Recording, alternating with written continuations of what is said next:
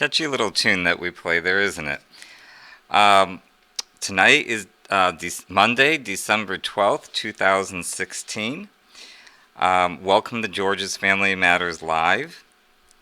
Tonight we have Suzy Collin, who's going to be interviewing George Harasz, which is me. We're going to kind of turn the tables, give people a little chance to get to know me a little bit, and what makes George's Family Matters. In the week ahead, we have tomorrow, which is Tuesday, Resilience in Children with Lori Landry, The Truth About Trauma. On Wednesday, we have Foster Adoption 101 with Carolyn Goodridge, The Basic ABCs. On Thursday, we have Losing Your Birth Family with Carlos Harasz, A Little Boy's Confusion. And on Friday, the Week in Review with you. Let's talk about what matters to your family. We're going to just move along into the interview today because Suzy has quite a few questions, and I just realized that we're having some phone issues. Let's see if we can fix this real quick. I'm sorry about this, everyone. Actually, the truth of the matter is we had a lot of phone issues today. And a lot of issues with everything because about 5 minutes before broadcast, for some reason, everything was lost. So let me get Susan on the phone.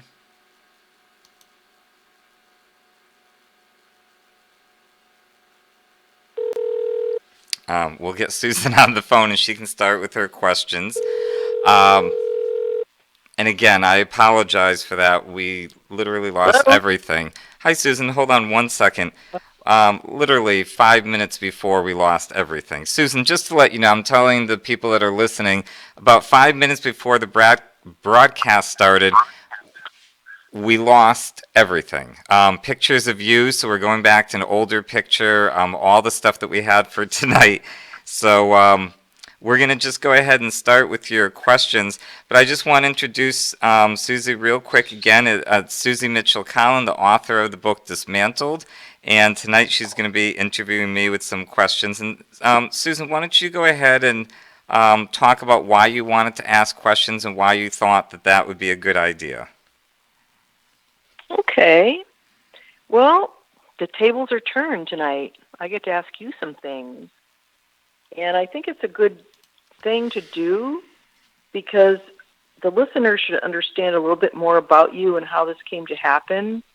And because I was so involved in doing the interviews with you and so many other people, I think I may have just a little bit of a more bird's eye view on what happened. So I think that qualifies me to interview you. Okay, well, why don't you get started? We're going to, when we get to the phone part, it's going to be a little messy tonight, to be honest with you. We're going to have to hear some beeps and stuff like that as I log in, because everything was, again, just dropped. So why don't you go ahead, Susan? Okay. Well, I made a list of questions that I thought kind of cataloged the progress of events and the process that you went through to take us from 5 years to today. And from what I walked through with you, I think there are several questions that could help the listeners understand a little bit more about what happened. So the first question I had was, what were your life experiences that formed your idea that you wanted to be a father? Hey, Pat. And that was your major goal in life. How did that happen? Susan, ask that question one more time. I got distracted because I was told that we're not on the air, but I believe we are. So can you just repeat that question? Yeah, okay. What were your life experiences that formed your idea for wanting to be a father? How did you care so much about children and thought that your role was to be a father? That's very interesting to me. I think it started with my little brother, Richard, Richie, as I called him when he was little, Rich now that he's an adult. We were very close growing up. He was, well, I was 8 years older than him, but we were close in the sense that we really grew up together. My three older siblings were already out of the house by the time he was about, well, at a young age. So basically, it was the two of us, and we did a lot of things together, always hung out together, and always have remained close. But I just remember he was a lot of fun as a little kid, and I had fun playing with him, with doing things. And as I got a little bit older, into my later teens, I started volunteering at the Hartford Regional Center in Connecticut. It was in Newington. It was a home for kids with special needs, and I volunteered there, and I really enjoyed that. I did some babysitting in high school, enjoyed that as well. And then when my nephew moved to Connecticut without his father, and it was my sister, that was a very important time in my life as well. He was just in, I believe, starting first grade when he moved here, and I thought that someone should take him under their wing a little bit, and of course I thought me, because his father is in California and unable to be here with him. And we wanted to sign him up for CCD at the Catholic Church and catechism, and when I did, they said that they didn't have any teachers available for all the classes, or they had excess kids, and it was late in the year, I should be fair, and they didn't have any teachers that late in the year because it was late August, because they moved here beginning of August. So when I called, they didn't have any teachers, and I got kind of upset about that, a little bit twisted. Susan, I'm going to put you on hold for 1 second. It's not on. Yes. I have it here. It's not on. Susan, hold on. I just got to test something. I believe starting. Okay. So, anyways, I'm sorry. We're having technical issues tonight. But when I called the school and they didn't have the teachers, it was upsetting to me. And I kind of told them off a little bit. How can you have catechism and you're not going to involve all the kids that want to be there? And they said, we just don't have the teachers. And when I got off the phone, I felt a little guilty. So I called back and offered to be a catechism teacher. And that was the start of something that really led to a lot. I ended up teaching catechism for 6 years. I even took on sometimes 2 classes per year where I would teach in Wethersfield and in Rocky Hill on different nights. And I really enjoyed it. I liked the interaction with the kids. So that always brought me close to kids, and I just always did well with children. I understood them as, I just remember my childhood well and some of the things that I went through, and some of the things that helped me out as a child, I used as an adult. With children, I did very well with children. I was able to communicate with them. I have a lot of empathy, a lot of intuition with people, so I thought that that was very helpful. And then once my children were born, it was just heaven found. I just loved having children. Joey was my first child that I got to raise. He was my own child, and that was absolutely wonderful. It was an experience which all parents know is just thrilling.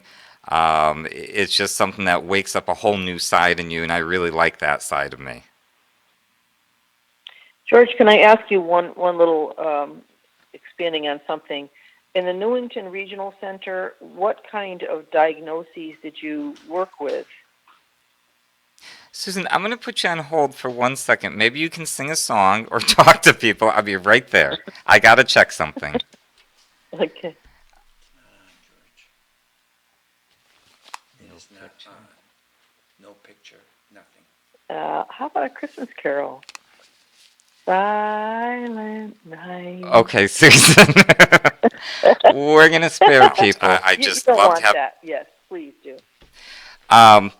I think maybe that last part of what I said might have been lost because of something going on here, but I'm back now. You were probably on. So I think maybe the part about catechism on was lost. So I'm just going to pick up with that I taught catechism for the 6 years, and then I basically had my own children, and that just woke up something in me that was thrilling to me.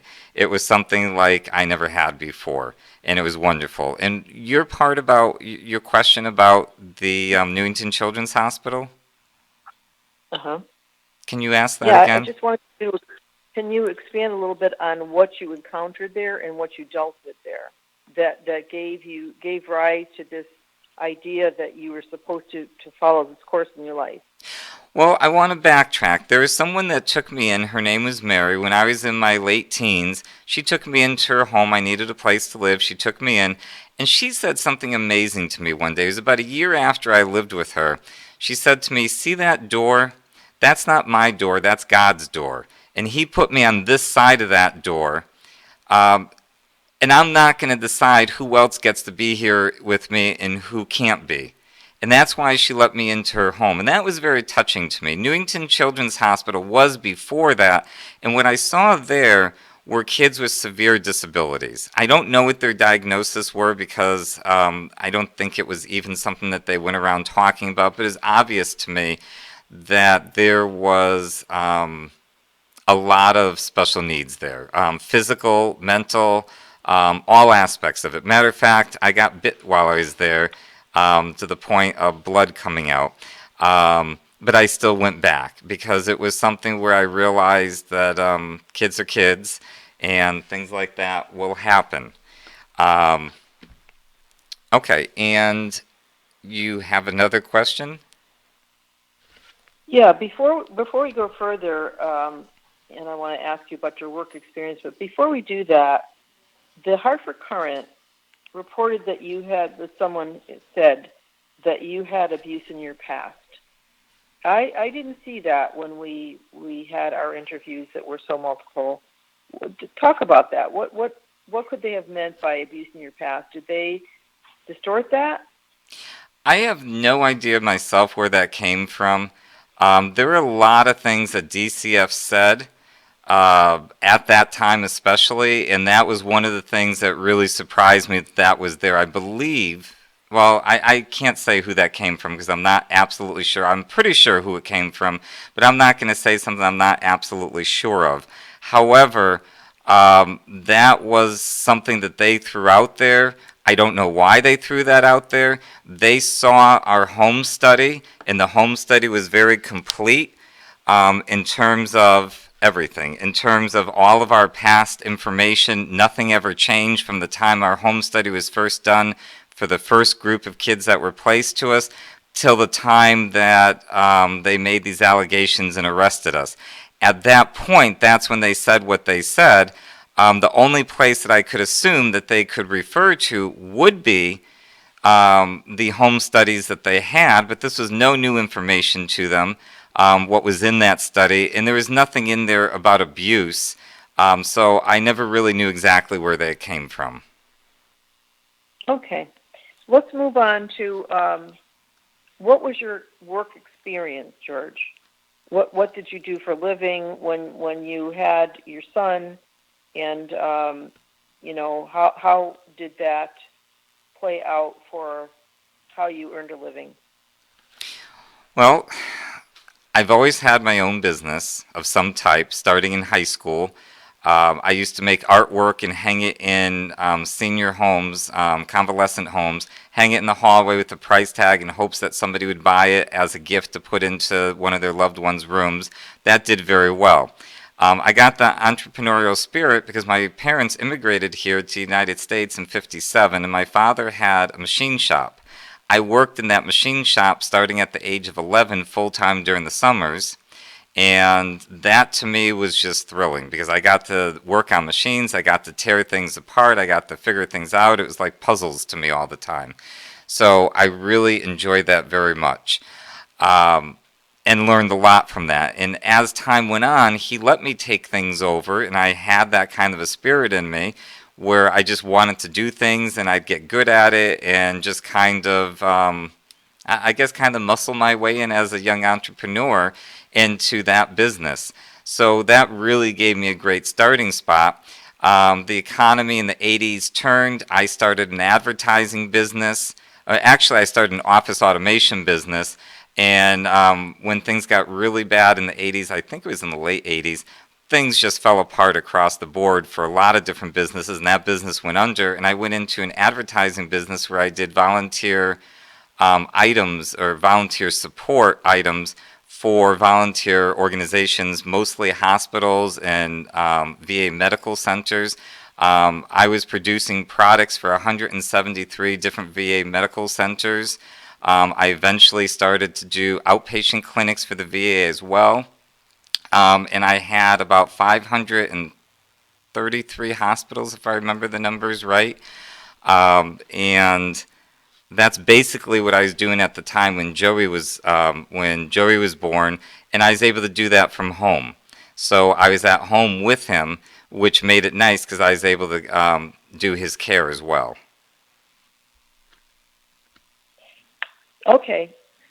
Moving on to when I met you, my husband and I met you when you had your son he was young when we met you, and we used to, as acquaintances only, go down to bring our son, who's a couple of years older than yours, down to the Rocky Hill Ferry.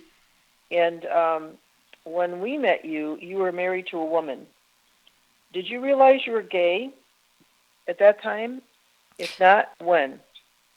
I didn't realize at that time, and just to talk about the Rocky Hill Ferry real quick, Joseph and I used to cross the ferry and take long walks in Glastonbury through different people's neighborhoods, and I met a few people with gardening, things like that. It was very enjoyable, and that's the time that I met you. I believe we were coming back from one of those walks. When I got married, I did not realize. It wasn't until the end of our marriage that I guess things came to light. We had How long were you married? We were How long married were for you 6 years. We were dating for 4 years. And it was in that last marriage that things were kind of becoming a little bit on the unhappy side, a little bit of discontent, things like that. I don't want to get into the details of our marriage, but it wasn't a bad marriage. We were happy. We got along very well. It just wasn't a marriage where it was close intimacy or things like that. It started to drift a little bit. And it was towards the end of that marriage that I started to realize. And so, towards the end of the marriage, you realized that you were gay? Yes. When was that? We did not divorce because of that, though. Oh, I don't remember the year. That was about mid 90s, I guess. I don't really remember the year. I think you were age 33, as I remember what you recalled to me. Yes, I know that I was up there in my years. I was about 33, yes. So actually, that would be about 90. Well, no, I think it was after 93. Well, I don't remember the year. Don't expect me to do math here, okay? Well, Don't expect that, please. But okay, so we're coming up to the time where you divorced your wife. Mm-hmm. You still had custody of your son, and that was a probably very equitable solution to your wife and yourself, that you would keep your son and raise him, and she would have visiting privileges, of course. But let's go on to the time after that you and Doug were partners. Describe what happened there, and why did you decide to adopt? Well, Doug and I met, and after being together for a while, we talked about kids. Doug had talked about wanting to have a large family. He came from well, actually, his parents had 3 kids, but both of his parents came from large families. They came from a family of 8, and one came from a family of 9. There were 5 kids in my family, which was a pretty good sized family. And kids didn't scare me. I like kids. So when he started talking about kids, we started talking a little bit about adoption. And Joseph at the time always wanted to have a little brother. It was a strange thing because he, just about from the time he could talk, kind of always wanted to have a brother. So Doug and I heard that it wasn't the reason, but it was something that helped us to make that decision. So we decided to adopt one child. And that was a younger boy, so that your son could have a brother. Yes, we were looking for one younger boy. Not too much So younger. what Joseph happened was to, about, when we decided to do this, Joseph was 7, so we were looking for someone that was about 5, 6, maybe even 4. But we didn't want too much younger either. But, a couple years younger than him would have been perfect. so you're starting out to give your son the brother he was asking for a little bit younger than he was. Yes. And how did it come to that you adopted 3 sets of siblings? Um, well, we didn't think that we're ever going to adopt 3 sets of siblings. We were looking for the one, and we found him. He was a 5-year-old boy, pretty close to what we were looking for. Um, and he had 2 brothers to maintain contact with. So we asked, well, what does that mean? And they said a card once a year, twice a year, maybe for birthdays and for Christmas.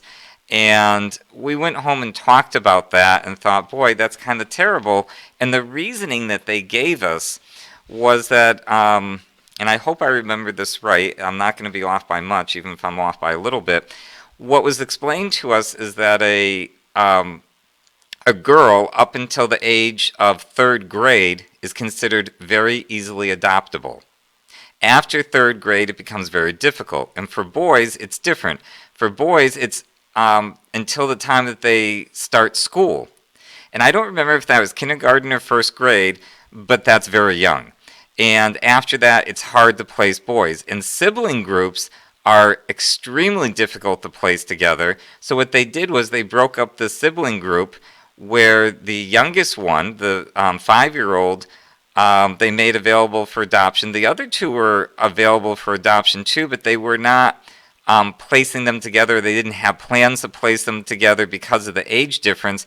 They were going to leave them in the system, in the foster care system, until they could find homes that maybe wanted older kids. Well, when we went home and talked about that, it just wasn't going to happen in my mind. I couldn't split them up and have one live with the idea that he's got other brothers out there, 2 other brothers that are kind of lost in the system, and then he calls them once or twice a year just to find out that they're not doing well. So for us, at least for me, that was not acceptable. Doug totally agreed with that.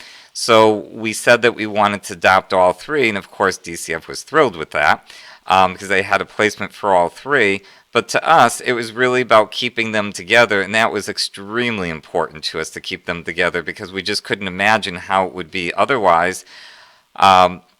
And then when we went to go meet them, we knew that we made the right decision because you just can't break up siblings. I thought of my brother when he was younger. How would that have been if he, lost his parents and he lost me as a sibling? I was so close to him.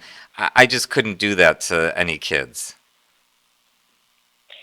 Well, that brings up a good point to bring up here, that when you set out to do this adoption, you made very clear in the paperwork that you did not want to accept children with any kind of sexual history to protect your son. Is that clear to you? Is that the truth? Absolutely. When you fill out the paperwork for the state, they ask you a lot of questions, a lot of questions. And one of the things that we're most clear on is there is no way, no how that we wanted to adopt any children that had any kind of a sexual trauma, sexual past. I don't know if I'm using the right terminology, but kids that were not sexualized in any way. And most states, actually, everyone was very honest with us, almost painfully honest. There's a group of, I should backtrack a little bit. We were presented with other children before we were presented with this one child. Other states were representing to us their hardest to place, which is, of course, sibling groups. So we were presented with an example. It was a group of, I think it was 3 or 4 girls from New Hampshire, and they were very clear to us right off the bat that one of the girls, if not all of them, but I know specifically this one, was involved in what they termed, or what she termed, sex club. And she was very young, so obviously there was sexual trauma there somewhere. So we said no. And there are other states, I can't remember them offhand, but other states that came forward with other kids and they were honest about what was going on with them. And we said no to them because we had not only Joseph, but Jackie would come visit on the weekends. And it just didn't seem like it would be a good idea to bring in any kids with any kind of problems like that because it's going to subject our kids to that as well. And I just didn't see that that was going to be something that could work out very easily. And I thought that those type of kids, if I had no children, I'd have no problem with that. But having children, I had to protect the ones that I had. So that's why we said that. And when Now, we're you just presented when we're presented with this child and his siblings, we were told that there was no sexual trauma with them, and that all that they needed was, and this came from the guardian ad litem with the social worker from DCF sitting in the same room. We were told that all that they needed were minor social adjustments. Yes, okay, I remember that. Now, you just mentioned Jackie. Who's Jackie? Jackie's my biological daughter. She's just a little bit older than Joseph, and she would come over on the weekends, and she was involved. She did eventually move in with us for a while, and then went back to her mom, but she was with us for a while, for about a school year. But she always came for the weekends to visit and interacted, through the whole time. So she was not the daughter of the biological mother of your son. No. This is another biological mother. Yes. Someone with whom you dated. Yes. Okay.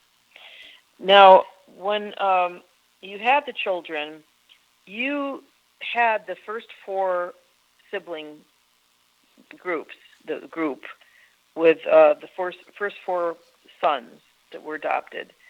And then the next two sets of siblings were really presented to you by the government agency. It wasn't something that you were considering on your own, but you were presented with these children because you had such success with the first four. Is that correct? Well, first of all, it was the first three. In the first three, upon being placed with us and being told that they just needed minor social adjustments, on the second day that they were with us, the oldest of those three said that he thought that he had another brother. And I had thought that what he meant by that was maybe a foster brother in the system that he became close to or something like that, but he kept talking about it and his memories seemed to go back pretty far. So I called the worker on that, the DCF worker, and I asked the question. I said, so and so is asking about his biological brother, and she was quiet. And I said, "Is there another brother?" And she was still quiet. And I said, "How many are there?" And at that point, she said, "No, there's only one." And then she told me that there was another biological brother, and we did seek him out. And did eventually adopt him as well. So that's how Where it was. he? You sought him out. Where was he? He was in the foster care system. They had put him out of state in placement in a residential facility. And Why? Why did they do that? I don't want to get into that. That's very personal to him. It's something that it was a very sad situation. In my opinion, it was the state just worried about their dollars, but that's a whole other thing. It was a sad situation to find him where he was because he was in a residential facility. We went to visit him against the wishes of DCF because they, for whatever reason, wanted to keep him there because my understanding was that as long as he's in the care of the state but placed out of state, they still get their dollars. That's what it came down to. And he needed some special care at that time, and it upset his brothers to see him in a residential facility.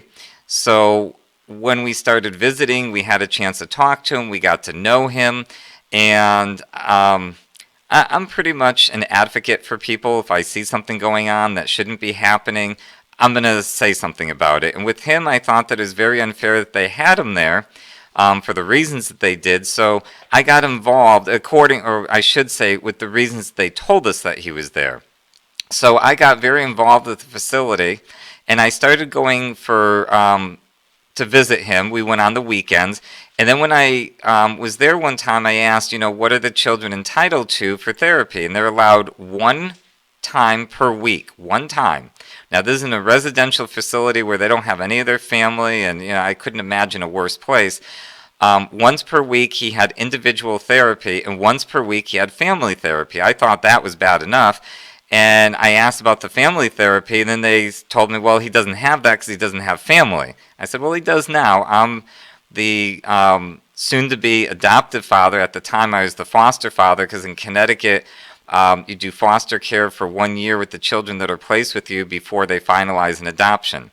So at that point, I said, I am a representative of his family. I'm with his brothers all the time. They come to visit him. I'd like to be there for that weekly visit. So I started going there for the weekly family therapy. So we started doing that. So it was basically him and myself and the therapist, and we talk about family issues, family matters, if you want to really call it what it was, of what was going on and things like that. And eventually, he ended up coming to live with us. It took quite a while, but he did come to live with us. And it was based upon what they told us were his issues. And we resolved those issues with them. Everybody felt very comfortable that he was ready. Okay, so we're moving on from the first set of siblings, which started to be 3 and wound up to be 4. Now, how did you find the next 2 sets of siblings? And the second part of that question is, they came to you with severe diagnoses that some would even have predicted care well into adulthood. Yes. And how did you cope with those severe diagnoses of the next 2 sets of siblings? That was a tough one. Long story short, the adoption agency had a worker there who was very involved with us and very impressed with how well we were doing with the first 4, because these kids that just needed minor social adjustment, they needed a lot. They really were very angry, very hurt by going through the system, because going from home to home to home, it creates attachment issues where they don't want to attach. They don't believe anymore that someone's really going to be there for them. So it became something where she was just very impressed with how well we dealt with the kids. And I was the primary caretaker. I was the one that was staying at home, working with the kids, bringing them to therapy, and just being involved in their lives. And not only was she impressed, the director of the agency was impressed. DCF itself was very impressed with us. They asked us to come in and speak to classes of parents that were going to DCF classes, become foster parents or adoptive parents. So we were pretty well known to DCF and the adoption agency, and that worker became a DCF worker and went to one of the DCF regional offices, and she knew that our kids were a handful and that play was a big problem for them. They didn't know how to play very well with toys, things like that. There's a lot of anger issues, a lot of confusion. And I had commented to her on more than one occasion that I thought that some younger kids would probably do them good to help them regress back into their childhood a little bit, because at the time, and I got to think now, they would have been about maybe 10, 11, 12, and 13, 14, somewhere in that age range. Probably not 14, probably more like the 13. They were pretty much consecutive in years. So actually, they were 9, 11, 12, and 13 were their ages when the next 2 came. So I did mention that I thought that a regression back in the childhood with some younger kids would be beneficial. Doug and I had talked about that, so the adoption agency knew that. So when this worker was there, she had called us and said, "Hey, I have two siblings." And she was very concerned about them being broken up, and she knew how we felt about keeping siblings together because one had, as you said, very severe issues, or seemingly very severe issues. And there were 3 pages of disclosures that they gave us on this child. And the other one was considered quote unquote normal. He was much younger. And the older one had, well, he had issues. And what we found out was once they came to live with us, or actually, let me backtrack. So they asked us, would you be interested in these 2 kids? And we went to meet them, and of course, my heart melted right away. I saw the issues that the one was having. The other one seemed, like they said, pretty normal. And we thought it would be a good fit for our family. And again, we weren't afraid of kids. We had a very large home. We did quite well. Our house was, I believe, about 5,400 square feet, so there's plenty of room in the house. I was a stay-at-home dad with the kids. The kids were in school a lot, so younger kids being home more wouldn't present a problem. So we did say yes to them.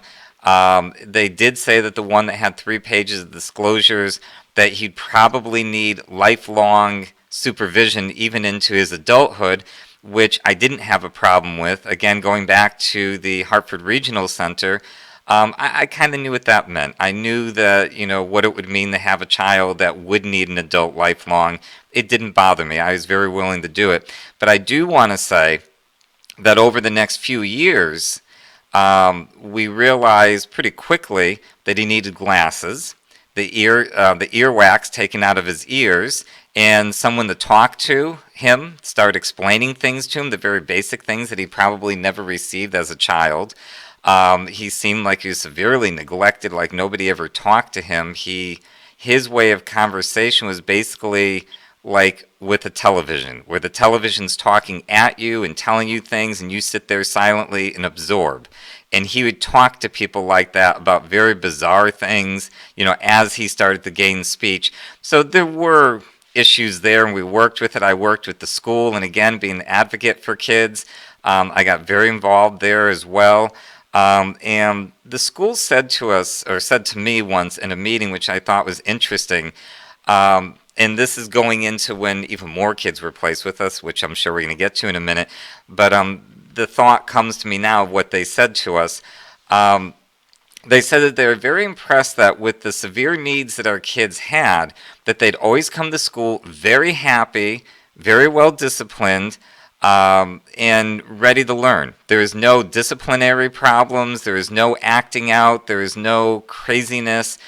They seemed like they were very, very happy to be there and happy to learn. And I said, well, I know you guys are doing your job right, because when they come home off the bus, they're always in a good mood and they're always happy. And I said, and if I do my job from the time they get off the bus to the time they get on the bus, they should get on the bus very happy and be exactly what they're saying, good learners in school, which really helped them become mainstream, because most of my kids, actually all my kids, were special needs of one type or another. So it was a good feeling to hear that, because I knew that they were happy kids, both in school and at home.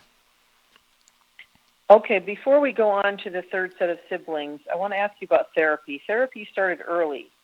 Yes. And with the first 4 children, can you talk a little bit about how that went? Did it help? Did it not help? Did it harm? What happened there? There was someone that asked me, and it wasn't all that long ago. Actually, it was about a week ago, now that I think about it. I know it was just recently.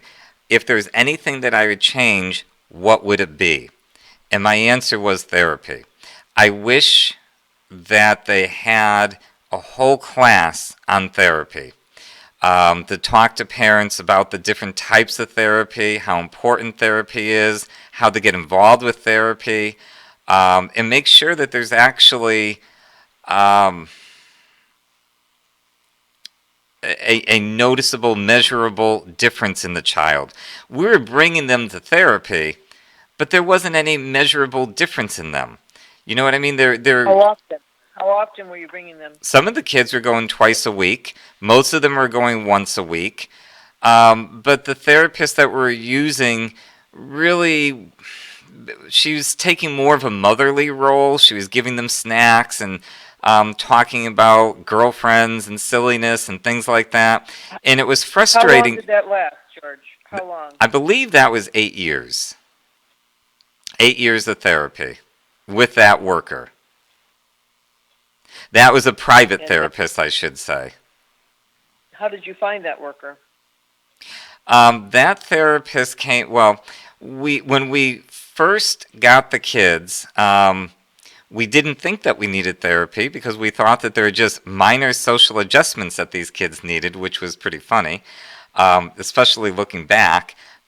But once we moved from Rocky Hill to Glastonbury, and we were there for a little while, the kids were in school, we started to see, hey, there's more going on here than what we had thought. And we started with the town that had therapy available through the town social services, I believe. I don't remember the exact department, but we received therapy there, and we had somebody that we liked very much, actually. But they don't give you therapy forever. It's more therapy for a designated amount of time, basically until the kids seem settled. And we were told that our kids would need long-term therapy, that it's not going to be something that's going to be resolved in a few sessions, a few weeks, a few months. It was more going to be years of therapy. So they said that we'd have to find a private therapist. And I talked to different people. I had different recommendations from people.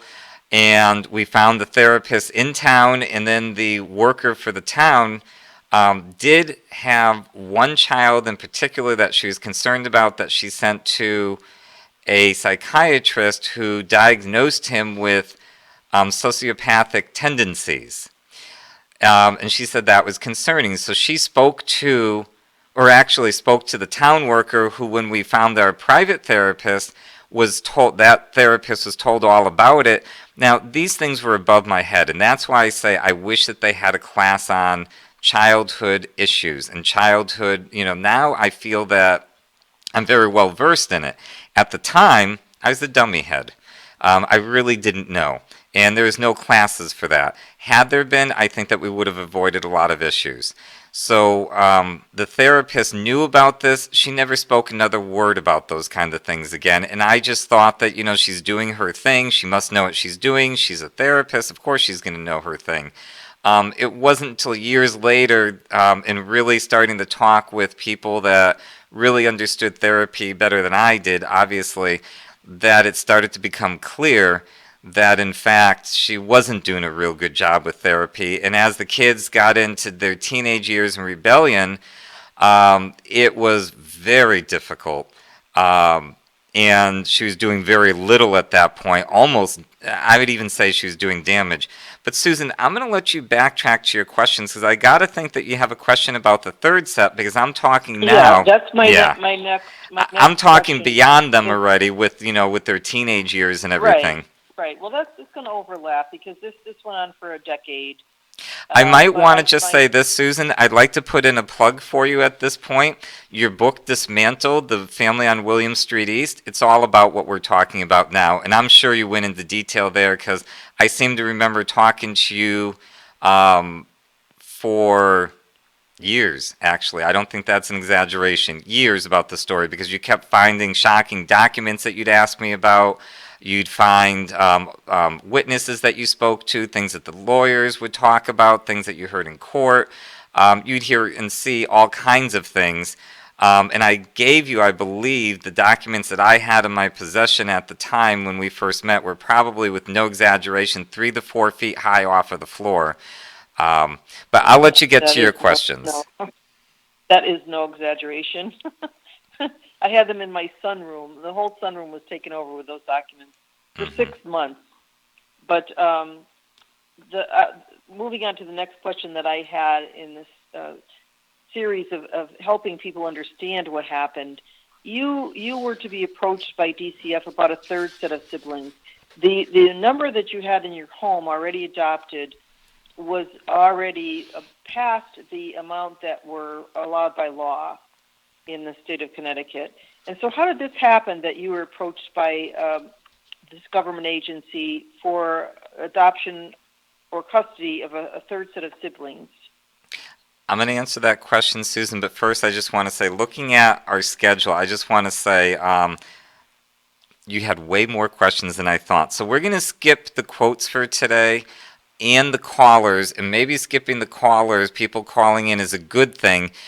We can pick up on Friday with those questions, and whatever questions they have, Okay. I'll check with you, and maybe even we'll work something out to get some calls in. People can also email questions that they have. Right on the Yeah. page where they see the dates for the shows, there's a place that you can write in where you can contact us. Please do. But I just want to say, according to our schedule, we're just going to pretty much skip everything because, and you have great questions. I don't want to interrupt them. I just want to say that. Now, you're asking about what's called the waivers. In the state of Connecticut, you're allowed to have, I believe, if I'm off by one, I'm sorry, but I believe that you're allowed to have, it's either 5 or 6 kids in a home. According to the state of Connecticut, and it's their own policy that DCF has. However, they can override that themselves with what they call a waiver. And with that, they do a special study and make sure that it's in the best interest of the children. And they look at, they talk to therapists, they talk to teachers, they talk to everyone involved. So when we had our first adoption, we were fine. There were 5 kids. When we had the second adoption with the 2 little ones that came along, that put us at 7. And if you counted Jackie's occasional visits, that put us at 8. I don't know if they counted her or not, but either way, it put us over. So they did a study. They looked at the kids that were being placed. They looked at the kids that we had, and they thought that it would be an excellent situation for these 2 young kids, especially the one that had these severe issues, that the more stimulation he'd have, the better. So for him, it was great. For our kids to be able to regress back into being kids a little bit more and a little bit more playful and maybe a little bit more joyfulness in them, that would be great. And we had a lot of fun in our family anyways. I'm kind of a big silly kid myself, and I like to pull pranks and have fun with the kids. But it was a good thing for everyone. When the third set came along, we needed again a waiver, and they gave us a waiver. And then within that third set, after the first 2 were placed with us, the third one of that third set was born, and that required yet another waiver. So there are actually quite a few waivers. I don't know what that adds up to, but there are a few waivers, which means that the state was very closely looking at our family. And keep in mind, they were pretty much active in our lives almost the whole entire time. There's some, windows where they were not there, but the adoption agency still worked with us. So the adoption agency had all the records. They shared those records every time another adoption was brought up. So there's a lot of communication that DCF really understood our family, knew our family, and I have to say at that time they loved our family. But there's different personalities in DCF. I think you brought that up. I think that's the best way to say it. We ran into really good workers that cared about the kids, had the best interests of the children in mind. I wish that they had told us all the details, all the facts, all the truths with that first sibling group, but they didn't. And we didn't find out until court things came out. But still, up until that point, we thought that we just had difficult children. We didn't realize the depth of horror that they had faced. Well, you said something that is a little bit not representing what happened when you said when the third set of children came along. The third set didn't come along. You were approached by the government agency to place these children with you because they told you, this is my recollection. Well, let me answer. You were the only couple that could handle these severe issues. Not exactly. I'm going to answer that for you. We're running, it's about 10 of it, just to let you know the time. And I can tell by where your questioning is, I don't know what your questions are. They're great questions, but I can tell by just the timeline that you're in that you probably have more. But I just want to say this about that group. What happened was we had always expressed an interest in children, and everybody pretty much knew that within DCF. So they asked us about this group, and or these two is a group of two, and one of them had severe issues. I mean, utterly severe. And I'm sure it's covered in the book in some degree, so I'm not going to get into the details of it, but it was severe. To the point that I actually said no. For me to say no, it was. And they were very honest with us, and we like that. The second two placements, I think that they were very honest, unless there's something that we still don't know about them. But they told us they were honest about it, and we said, no, we can't handle that. We have enough kids right now. We're not interested. It would be too much for me. And they called us about a month after I said no. I did call Doug at work, and I told them. And we were both kind of heartbroken for these kids, because we want all kids to have a great home, but that doesn't mean that we can be that good home for all the kids. So we said no. About a month later, they called us, and they said, hey, these kids were placed in a pre-adoptive home in Avon, Connecticut, and the foster mother, a pre-adoptive mother, can't handle it. She's having a really hard time. And I said, well, what's going on? And they told me, and I right away knew, because at this point I knew about attachment issues. Back then they called it reactive attachment disorder. I knew all about that. I understood kids even better. I understood therapy much better. I understood medications and all kinds of things. So they started telling me what was going on in that home, and there was some terrible acting out, some real bad behaviors in there. And I said, you know what? And I said this to the adoption agency worker as well. I said, you know what? I would be happy to go talk with the mother, with the foster mother, and meet the children. I'm not saying that we take them, but I would be open to it. And Doug and I both went over there, and we talked with the foster mother. She was so overwhelmed. They had no business putting these children with her. She had no preparation for it, and normally kids give you what they call the honeymoon period, where they behave well. Ours was short-lived with the first group. It lasted a few hours. With this woman, she had the same thing. It was a few hours of okay behavior that escalated into she needed a lot of help. So we basically, long story short, we went home with those children that day. And with DCF's blessing on that, because I met the kids, and I hope people understand, when you have a sensitive side to you and you don't want to see kids suffer, you can't stand to see it. And what Mary said to me about her door, that applied to my life. That was huge, what she said to me about what side of the door she lived on, that it was God's door. And I couldn't say no to these kids when I met them, because I saw that I could help them. I saw some behavioral things. I saw a lot of things. So we took them home with us, and after they were with us for not even a year, their younger brother was born, and he came to be with us as well. Well, that's how that group came to us.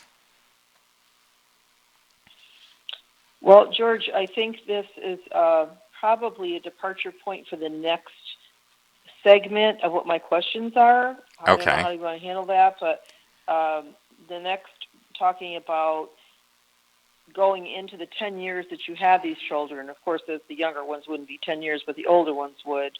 And talking about happy days and so forth, and how did you raise the children.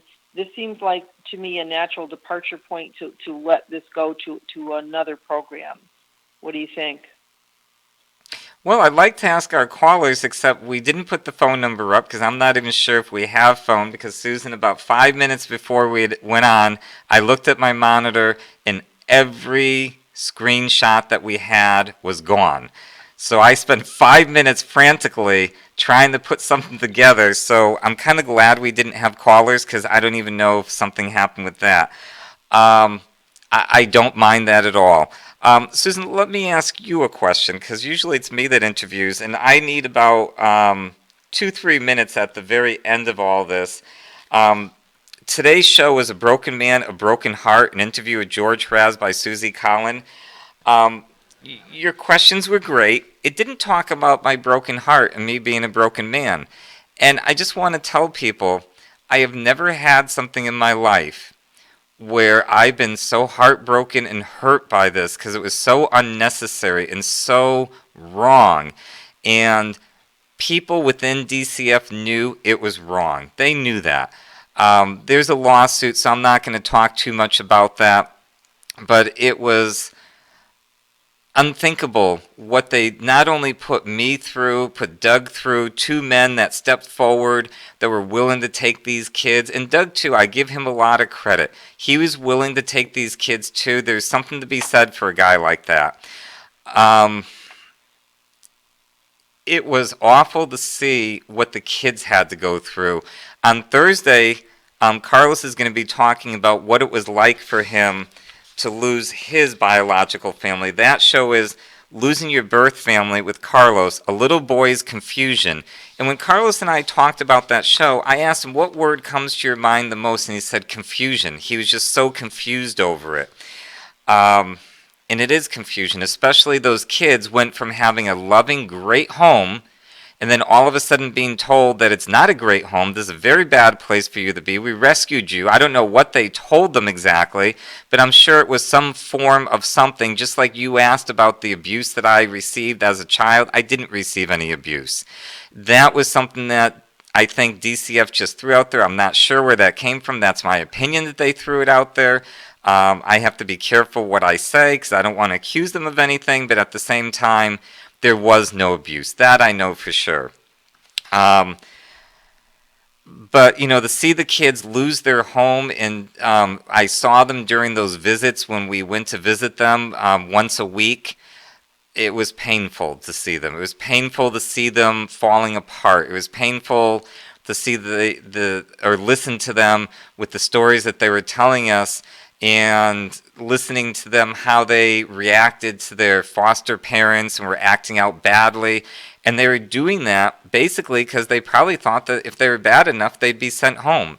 So that's pretty sad to see.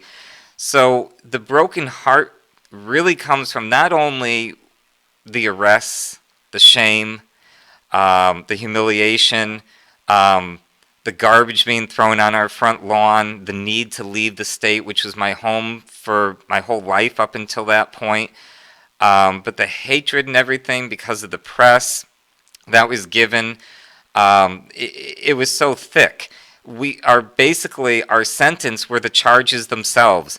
The fact that they made those charges also gave us a sentence of all those awful things that happened to us. But it wasn't just me. It wasn't just me personally that when we named the show A Broken Man, A Broken Heart, I'm the broken man with the broken heart, but my broken heart is for my kids. Not only the 5 little ones, I've said this before, it breaks my heart that even the 3 older ones, one of them just out and out lied, admitted in court that he's lying all over the place, and the other 2 just kind of loosely and sloppily kind of, made their little things up too in support of their blood brother. It was sad to see because what they really needed was real therapy. They needed some help to deal with their past, not to get into this drama.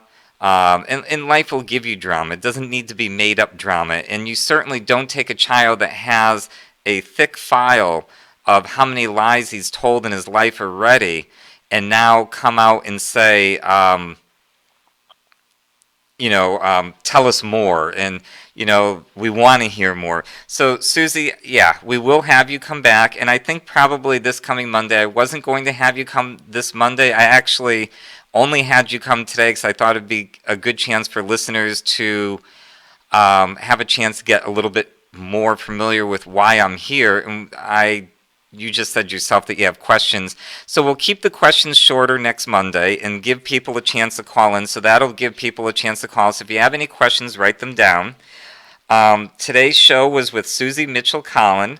It was A Broken Man, A Broken Heart, an interview with George Harasz. Suzy, thank you for being here, and thank you for being here tonight. Sure. Thank you for having me. Oh, you're welcome. And stay on the phone. I want to talk to you for a second. We're going to be off the air in a second. Tomorrow night is going to be an amazing show. It's Resilience in Children with Lori Landry. It's the truth about trauma. On behalf of George's Family Matters Live, good night, everyone. Good night.